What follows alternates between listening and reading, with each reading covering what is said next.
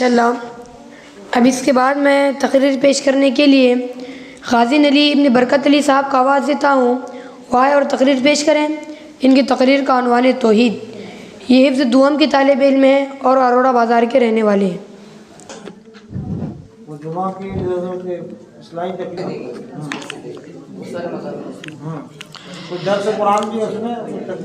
الحمد للہ کفا والسلام علی عباد الذین اصطفى اما بعد فاعوذ باللہ من الشیطان الرجیم بسم اللہ الرحمن الرحیم قل هو اللہ احد اللہ الصمد لم یلد ولم یولد ولم یکن لہ کفوا احد۔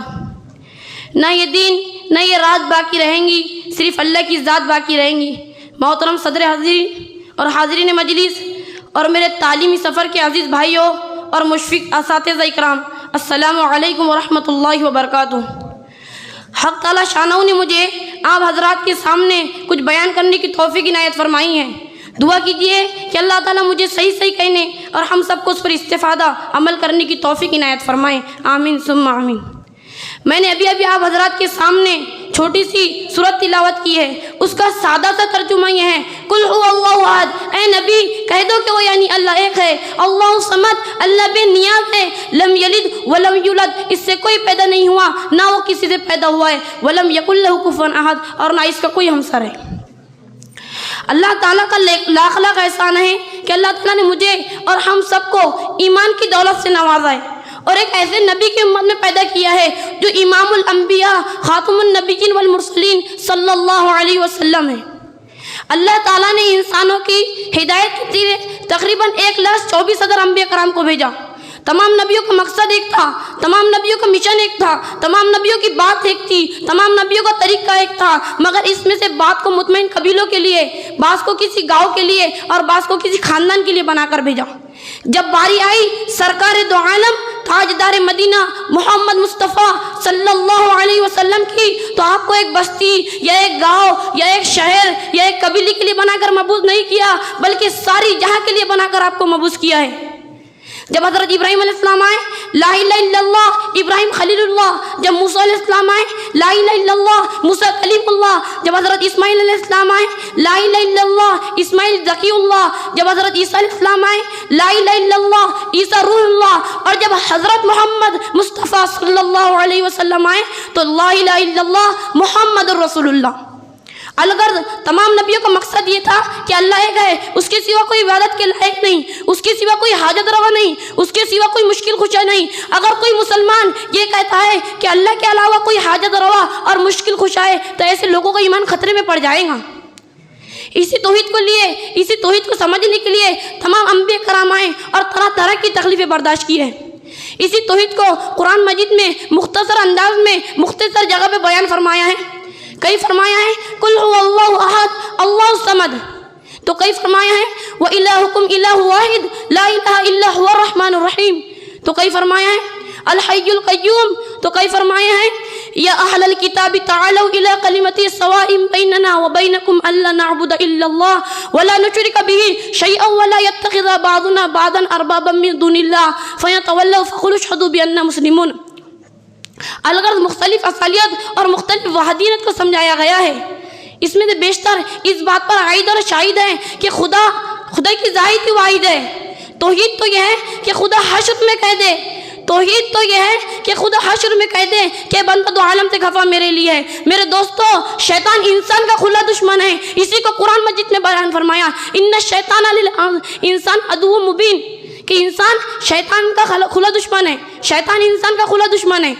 مگر افسوس، صد افسوس کہ آج کچھ مسلمان شیطان کے فریب میں آ کر توحید باری تعالیٰ میں انبیاء اور اولیاء کو شریک کرتے ہیں۔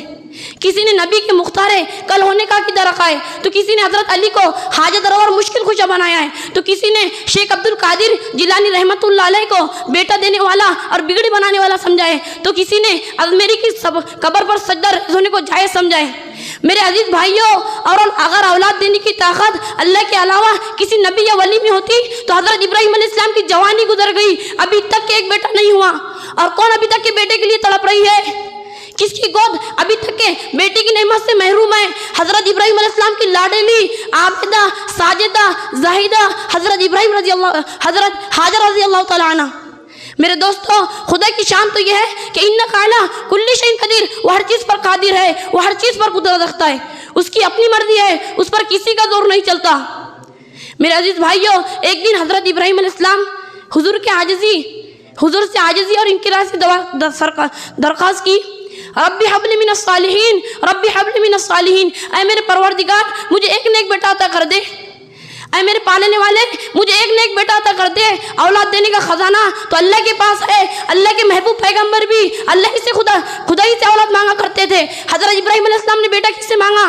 صرف اور صرف خدا سے، کسی نبی سے نہیں مانگا، کسی فرشتے سے نہیں مانگا، کسی حجرے سے نہیں مانگا، کسی شجر سے نہیں مانگا، کسی درخت سے نہیں مانگا، کسی ولی سے نہیں مانگا، کسی پیر سے نہیں مانگا، کسی فقیر سے نہیں مانگا۔ حضرت ابراہیم علیہ السلام نے بیٹا کس سے مانگا؟ ذرا بلند آواز سے بتاؤ، خاموش کیوں ہو؟ مجھے معلوم کہ تم حیران اور پریشان ہو جاؤ گے، منہ میں سے آواز بھی نہیں آئیں گی، ہاں آئیں گی مگر یہ نہیں آئیں گی کہ کسی ولی سے مانگا، کسی پیر سے مانگا، کسی فقیر سے مانگا، بلکہ کہ حضرت ابراہیم علیہ السلام نے بیٹا صرف اور صرف خدا سے مانگا۔ حضرت زکریا علیہ السلام نے بیٹا صرف خدا سے مانگا۔ حضرت مریم کی ماں نے بیٹا صرف خدا سے مانگا۔ مگر افسوس، صدا افسوس کہ آج ہم مسلمان ہونے کا دعویٰ کرتے ہیں اور اولاد غیر اللہ سے مانگتے ہیں۔ یہ تمام چیزیں لا الہ الا اللہ کے تقاضے کے خلاف ہے، یہ تمام چیزیں نبی کی تعلیمات کے خلاف ہے، یہ تمام چیزیں صحابہ کے عقائد کے خلاف ہے۔ کیوں؟ اس لیے کہ نبی کو خدا کی ضرورت ہے، صحابہ کو خدا کی ضرورت ہے، امام کو خدا کی ضرورت ہے۔ میرے عزیز بھائیوں، توحید اور ربوبیت میں کسی کو شریک کرنا، دو عالم تصرف کا مالک اللہ کے علاوہ کسی اور کو جاننا، در حقیقت یہ شرک ہے، در حقیقت یہ شرک ہے۔ چنانچہ ایک جماعت کو مردوں کی تعظیم کے لیے ابھارا گیا، جس میں مردوں کی مورتیاں بنائی گئی اور ان کی پوجا کرنا شروع کر دی۔ ایک جماعت نے بتوں کو ستاروں میں تراشا اور ان کی پوجا کرنا شروع کر دی۔ جب ان میں باہم اختلاف ہو گیا تو کسی نے چاند کی، کسی نے سورج کی اور کسی نے ستاروں کی پوجا کرنا شروع کر دی۔ ایک جماعت تو ایسی ہے جس نے آگ کی پوجا کی، وہ موجوسی کہلاتی ہے۔ اور اپنے ہندوستان کے کفار نے گائے کی پوجا کی، کسی نے پتھر کی، کسی نے قبروں کی، کسی نے میزاروں کی، الگ یہ تمام چیزیں لا الہ الا اللہ کی تعلیمات کے خلاف ہے، یہ نبی کی تعلیمات کے خلاف ہے۔ میرے عزیز بھائیوں، توحید کے 4 درجے ہیں۔ صرف اللہ تعالیٰ ہی میں واجب الوجود ہونے کی صفت ہے، غیر اللہ کی واجب الوجود نہیں ہو سکتا۔ نمبر 2، آسمان اور زمین کی مدبر صرف اللہ کی ذات ہے۔ نمبر 3، آسمان اور زمین ہر چیز کو پیدا کرنے صرف اللہ کی ذات ہے۔ نمبر 4، اللہ تعالیٰ عبادت کے لائق ہے، اللہ کے سوا کوئی عبادت کے لائق نہیں۔ اس جہاں اور انکو کو پیدا کرنے سے پہلے، انسانوں کو عالم مادیت میں بھیجنے سے پہلے اللہ تعالیٰ نے عالم ارواح میں تمام انسانوں کی روحیں جمع کی ہے اور ان سے اپنی ربوبیت اور وحدانیت کا اقرار کیا ہے۔ فرمایا الست بربکم، کہو کہ میں تم سب کا رب نہیں ہوں؟ تو حضرت آدم علیہ السلام سے لے کے قیامت تک کے آنے والے تمام انسانوں کی زبان پر اس وقت تک ایک ہی کلمہ تھا، قالوا بلا، کیوں نہیں آپ ہی ہم سب کے رب ہیں۔ مگر افسوس، صدا افسوس کہ آج ہم اقرار کرنے کے باوجود بھی اولاد غیر اللہ سے مانگتے ہیں، مراد پیروں سے مانگتے ہیں۔ ذرا بتاؤ تو صحیح کہ ہم عالم ارواح میں نہیں تھے؟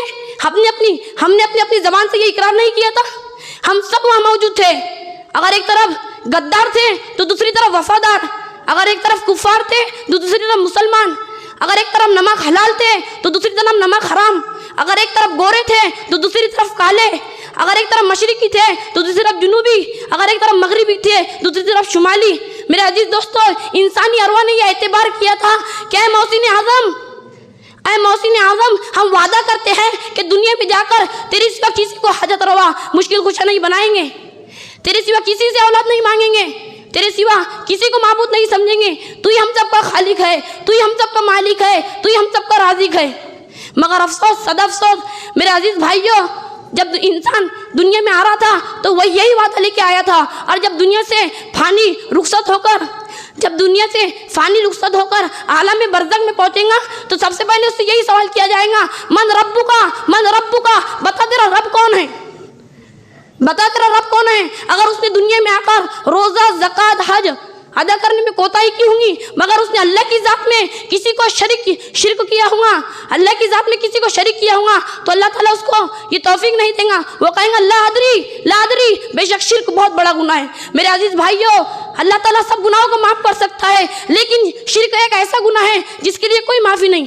اللہ تعالیٰ نے خود قرآن میں فرمایا ہے اگر نعوذ باللہ کسی نبی نے بھی شرک کیا ہوگا، چنانچہ میں آپ لوگوں کو ایک دردناک یہ واقعہ بس میں ختم کر دوں۔ میں اپنی تقریر اس اشعار کے ساتھ میں ختم کروں گا۔